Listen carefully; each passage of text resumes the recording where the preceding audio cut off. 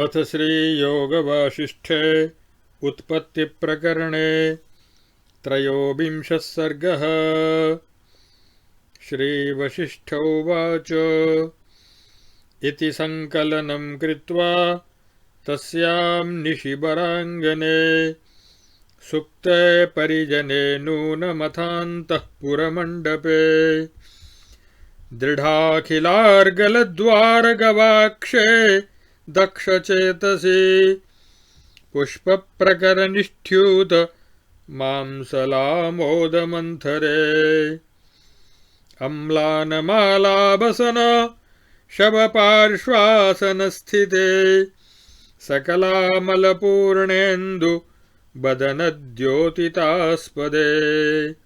समाधिस्थानकं गत्वा तस्थतुर्निश्चलाङ्गिके रत्नस्तम्भादिवोत्कीर्णे चित्रे भित्ताभिवार्पिते सर्वास्तस्त्यजतुश्चिन्ताः सङ्कोचं समुपागते दिवसान्त इवाब्जिन्यौ प्रसृतामोदलेखिके बभूवतुर्भृशं शान्ते शुद्धे स्पन्दविवर्जिते गिरौ शरदि निर्बात इव भ्रष्टाभ्रमालिके निर्विकल्पसमाधानाज्जहतुर्बाह्यसंविदम् यथा कल्पलते कान्ते पूर्वमृत्वन्तरे रसम् अहं जगदिति भ्रान्ति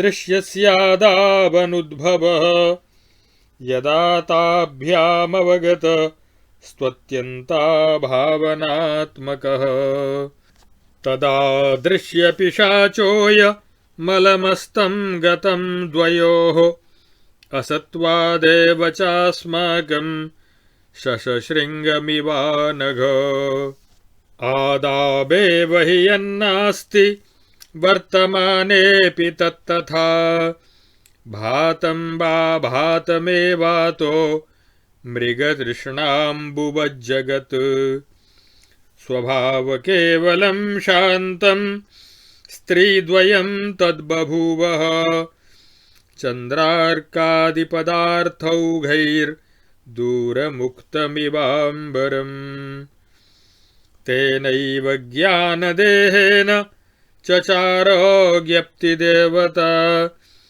मानुषीत्वितरेणाशु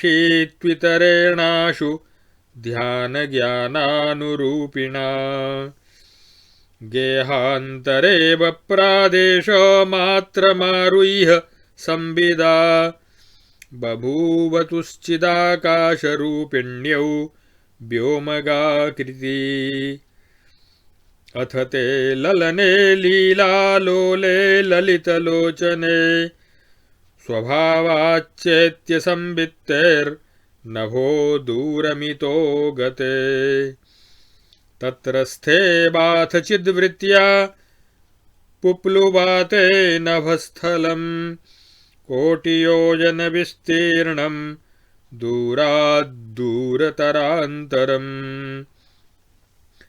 दृश्यानुसन्धाननिजस्वभावा दाकाशदेहे अपि ते मिथोऽत्र परस्पराकारविलोकनेन बभूवतुः स्नेहपरे वयस्ये।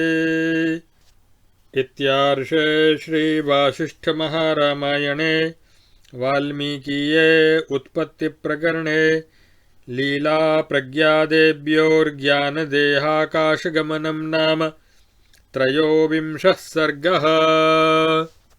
अथ चतुर्विंशः सर्गः।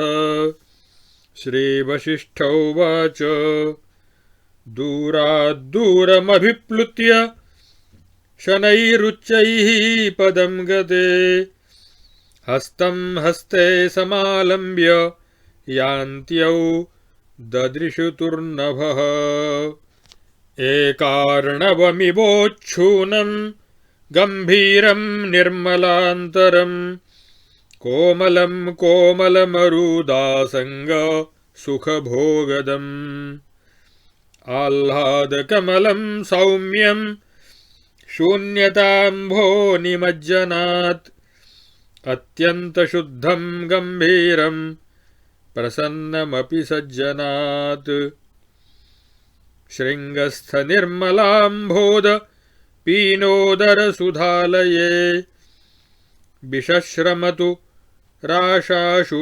पूर्णचन्द्रोदरामले सिद्धगन्धर्वमन्दारमालामोदमनोहरे चन्द्रमण्डलनिष्क्रान्ते रेमाते मधुरानिले सश्नतुर्भूरिघर्मान्ते तडिदरक्ताब्जसङ्कुले सरसीवजलापूरमन्थरे मेघमण्डले भूतलौघमहाशैल मृडालाङ्कुरकोटिषु दिक्षु बभ्रमतुः स्वैरं भ्रमर्यौ सरसीष्विव धारागृहधियाधीर गङ्गा निर्झरधारिणी भ्रेमतुर्बातविक्षुब्ध मेघमण्डलमण्डपे ततो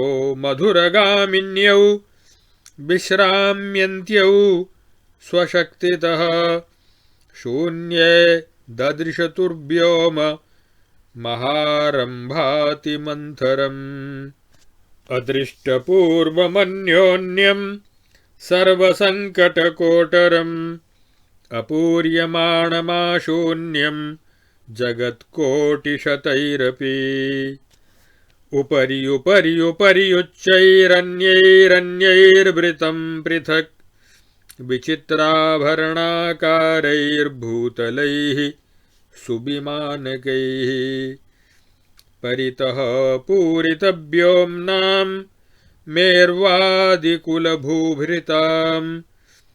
पद्मरागतटोद्योतैः कल्पज्वालोपमोदरम् मुक्ताशिखरमापूरैर्हिमवत्सानुसुन्दरम् काञ्चनाद्रिस्थलार्चिर्भिः काञ्चनस्थलभासुरम् महामरकताभाभिः शाद्वलस्थलनीलिमम् दृश्यक्षयासक्त जातध्वान्तोत्थकालिमम् पारिजातलतालोल विमानगणकेतनम् अतो मञ्जरिकाकारमिव वैदूर्यभूतलम् मनोवेगमहासिद्ध जितवात गमागमम् विमानगृहदेवस्त्री गेयवाद्य स घुम्घुमम् त्रैलोक्यवरभूतौघ सञ्चाराविरलान्तरम् अन्योन्यादृष्टसञ्चार सुरासुरकुलाकुलम् पर्यन्तस्थितकूष्माण्डरक्षः पैशाचमण्डलम् बातस्कन्धमहावेग बहद्वैमानिकव्रजम् बहद्विमानसीत्कारमुष्टिग्राह्य घनध्वनि ग्रहर्क्ष घनसञ्चारात् प्रचलद्बातयन्त्रकम् निकटातप दग्धाल्प सिद्धसिद्धोज्झितास्पदम् अर्काश्व मुखबातास्तदग्धमुग्ध विमानकम् लोकपालाप्सरो वृन्द सञ्चाराचारचञ्चलम् देव्यन्तः पुरिकादग्ध धूपधूमाम्बुदाम्बरम् स्वस्वर्गाहूतदेवस्त्री स्वाङ्गबिभ्रष्टभूषणम् सामान्यसिद्ध संघोग्रतेजः पुञ्जतमोबलम् बलवत्सिद्धसङ्घट्ट गमागमविघट्टितैः घनैः सांशुकपार्श्वस्थ हिमवन्मेरुमन्दरम् काकोलूकैर्गृध्रभासैराशिभूतैश्चलैर्वृतम् नृत्यद्भिर्डाकिनीसङ्घैस्तरङ्गैरिव वारिधिम् प्रवृत्तैर्योगिनीसङ्घैः श्वकाकोष्ट्रखराननैः निरर्थं योजनशतं गत्वा गच्छद्भिरावृतम्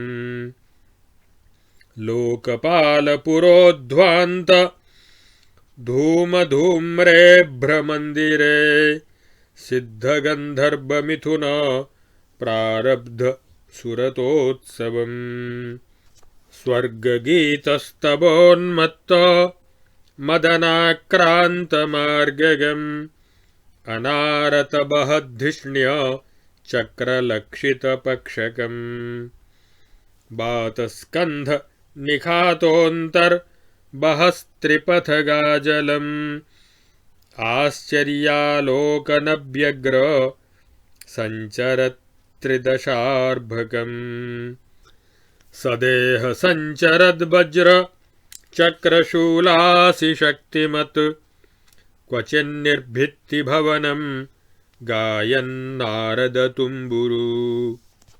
मेघमार्गमहामेघ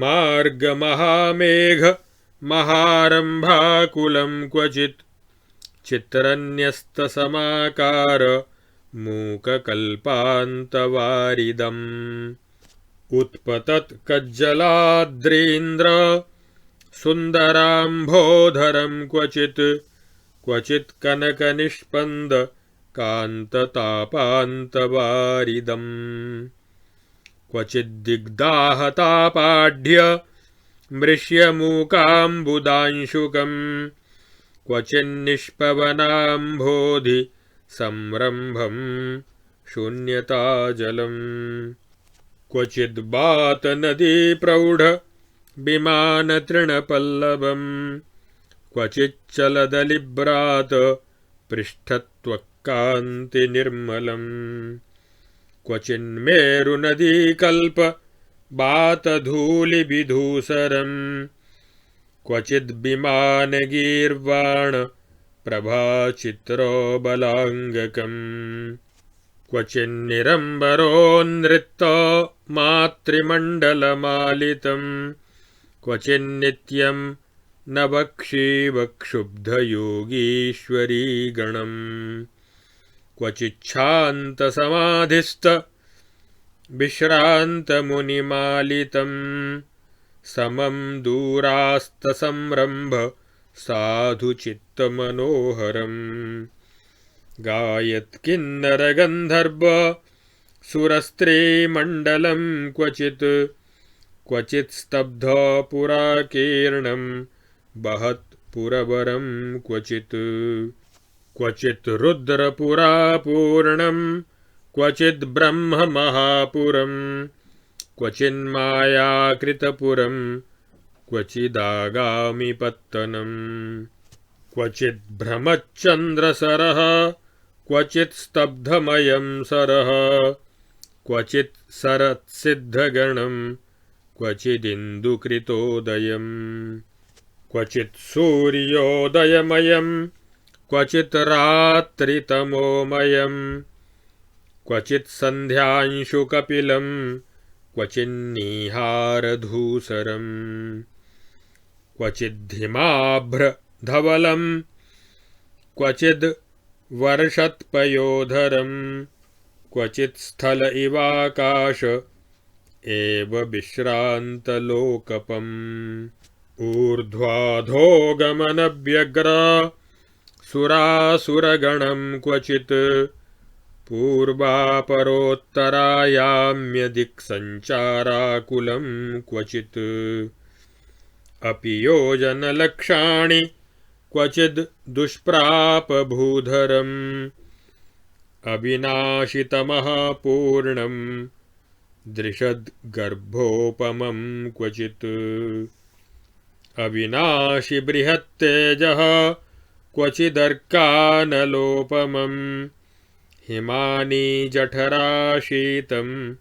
क्वचिच्चन्द्रादिसद्मसु क्वचिद्बहत्पुरोवृत्त कल्पवृक्षलतावनं क्वचिद्दैत्यहतोत्तुङ्ग प्रपतद्देवपत्तनम् वैमानिकनिपातेन बहिलेखाङ्कितं क्वचित् केतुशतोत्पातमिथः सङ्घट्टपट्टितम् क्वचिच्छुभ्र ग्रहगणा प्रगृहीताग्र्यमण्डलम् क्वचिद् रात्रितमो व्याप्तं क्वचिद्दिवसभास्वरम् क्वचिदुद्गर्जदम्भोदं क्वचिन्मूकामलाम्बुदम् वातावकीर्णशुक्लाभ्र खण्डपुष्पोत्तरं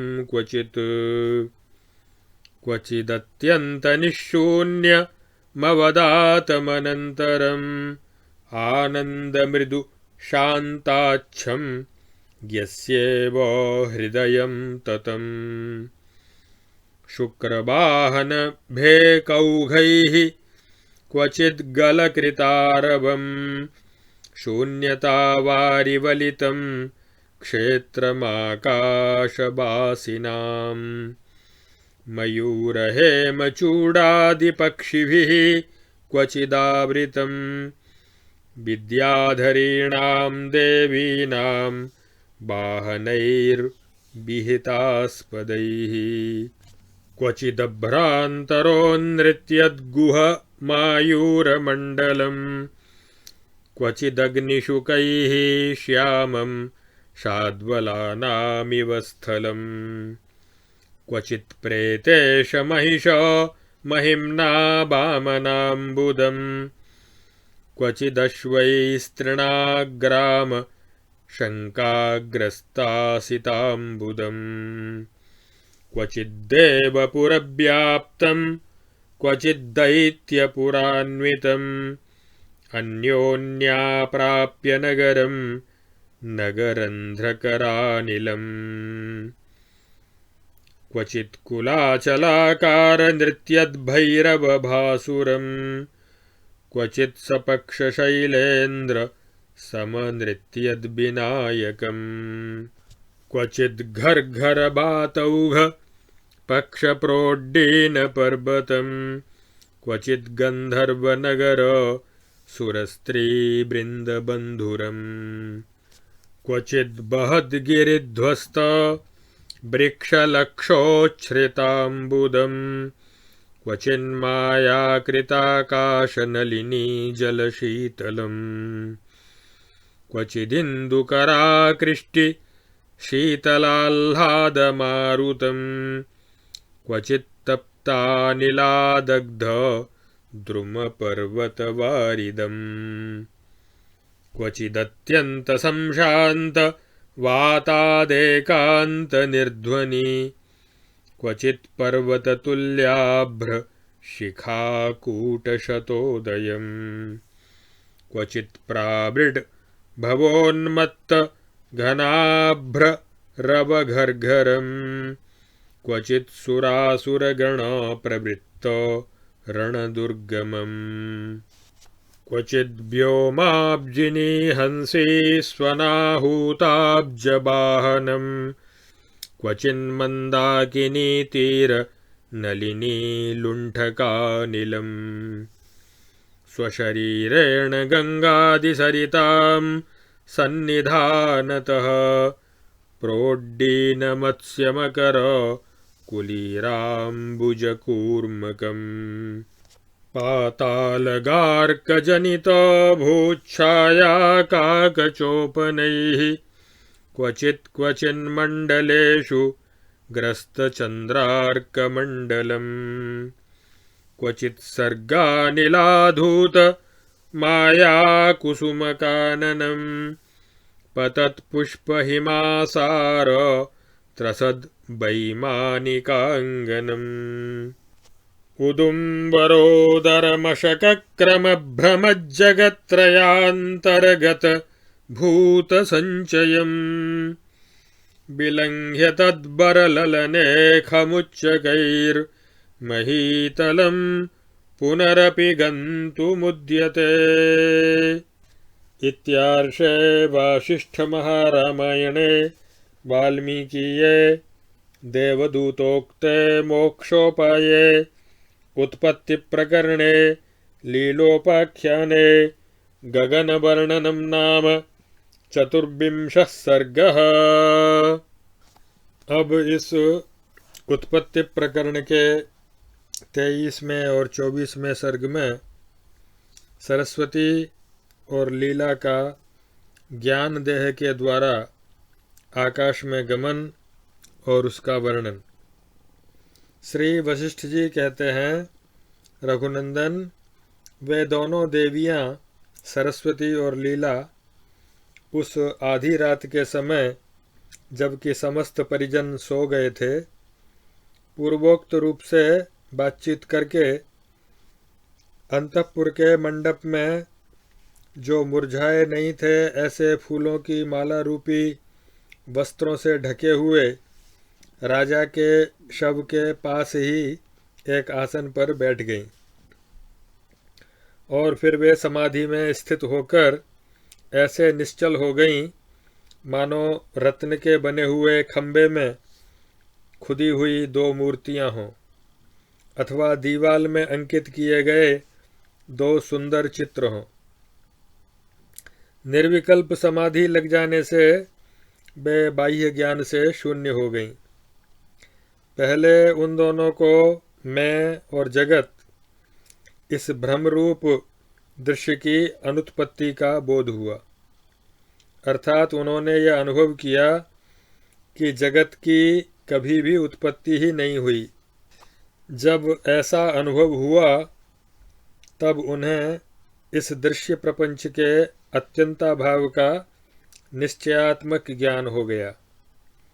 फिर तो उन दोनों की दृष्टि से यह दृश्य रूपी पिशाच पूर्णतया ओझल हो गया। किसी आड़ में छिप गया हो ऐसी बात नहीं, उसकी सत्ता है ही नहीं, इसलिए वह सर्वथा अदृश्य हो गया। हे निष्पाप रघुनंदन, जैसे हम लोगों की दृष्टि में खरगोश के सींग नहीं है और न होने के कारण ही वे दिखते भी नहीं हैं, उसी तरह यह दृश्य पिशाच न होने के कारण ही उनके लिए सर्वथा तिरोहित हो गया। जो वस्तु पहले से ही नहीं है वह वर्तमान में भी अस्तित्व शून्य ही है। इस जगत की यही स्थिति है। यह प्रतीत हो तो मृग तृष्णा में जल की प्रतीति के समान असत है, और यदि प्रतीत न हो तो खरगोश के सींग की भांति असत है। तात्पर्य यह है कि किसी भी दशा में इसकी सत्ता नहीं है। ज्ञान की देवी सरस्वती अपने उसी ज्ञानमय शरीर से विचरण करने लगी, परंतु मानवी रानी लीला ने मानव देह के अभिमान का त्याग करके ध्यान और ज्ञान के अनुरूप दिव्य शरीर का आश्रय लेकर उसी के द्वारा तीव्र गति से आकाश में विचरना आरंभ किया।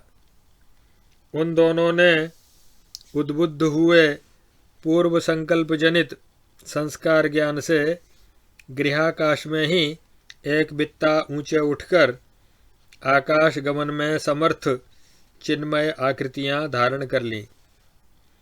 दोनों ही चेतन आकाश ब्रह्मरूपिणी हो गईं। यद्यपि वे उसी घर में बैठी रहीं, तथापि चिन्मय चित्त के संकल्प से कोटि योजन विस्तृत दूर से दूर आकाश स्थल में उड़ने लगी, माने उड़ने का अनुभव करने लगी।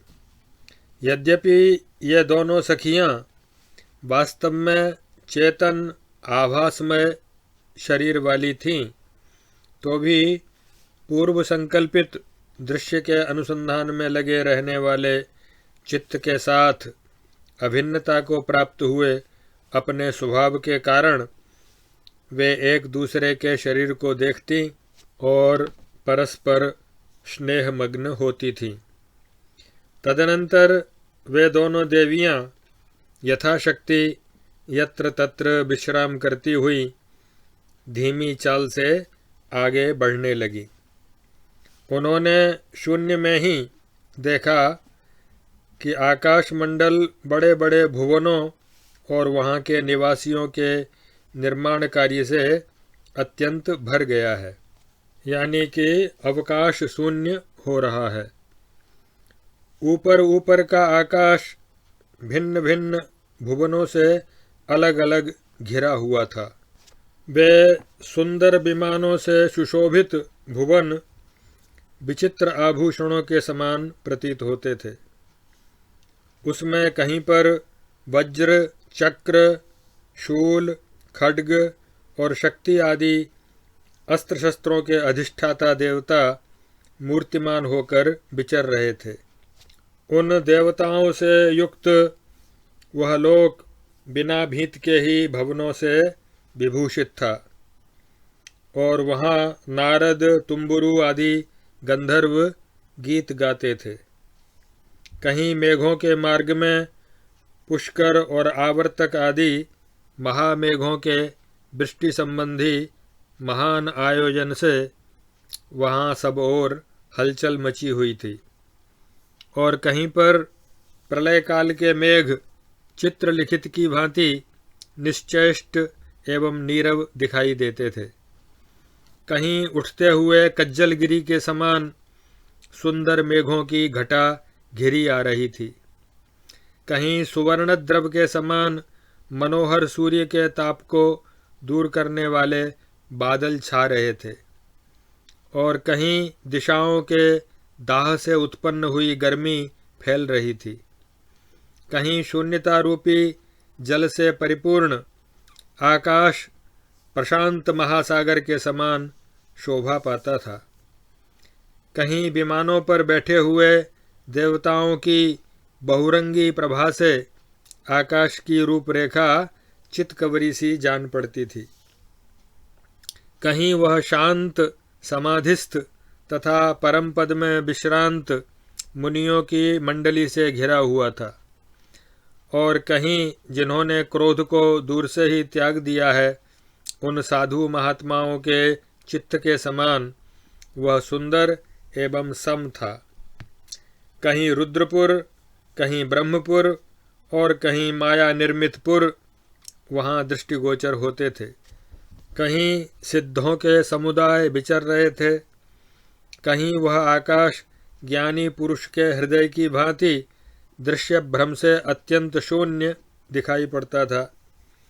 कहीं उज्ज्वल, कहीं आवरण रहित, आनंदमय, कोमल, शांत, स्वच्छ एवं विस्तृत था।